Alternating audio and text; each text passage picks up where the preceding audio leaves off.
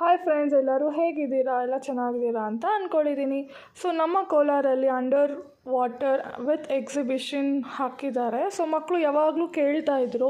So ನಾವು exam ಆದಮೇಲೆ ಕರ್ಕೊಂಡು ಹೋಗ್ತೀನಿ ಅಂತ ಹೇಳ್ಕೊಂಡು ಬರ್ತಾಯಿದ್ದೆ. ಸೊ ಫೈನಲಿ ಎಕ್ಸಾಮ್ ಆಯಿತು.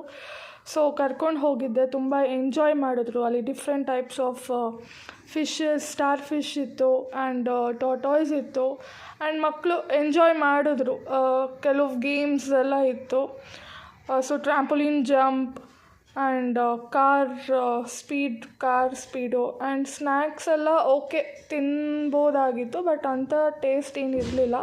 ಪ್ರೈಸಸ್ ಕೂಡ ರೀಸನಬಲ್ ಆಗೇ ಇತ್ತು. ಸೊ ಅವರು ಫಿಶಸ್ ಎಲ್ಲ ನೋಡಿ ತುಂಬ ಎಂಜಾಯ್ ಮಾಡಿದ್ರು. ಆ್ಯಂಡ್ ಶಾಪಿಂಗ್ ಏರಿಯಾನೂ ಇತ್ತು. ಅದರಲ್ಲೆಲ್ಲ ನೋಡಿಕೊಂಡು ನಾವು ಶಾಪ್ ಮಾಡ್ಬೋದು, ಬಟ್ ರೀಸನಬಲ್ ಪ್ರೈಸ್ ಅನ್ನಿಸ್ತು.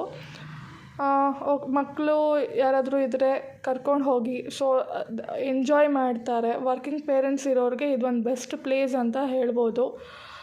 ಆಚೆ ಕಡೆ ಎಲ್ಲ ಕರ್ಕೊಂಡು ಹೋಗೋಕ್ಕಾಗಲ್ಲ ವೆಕೇಷನ್ಸಲ್ಲಿ.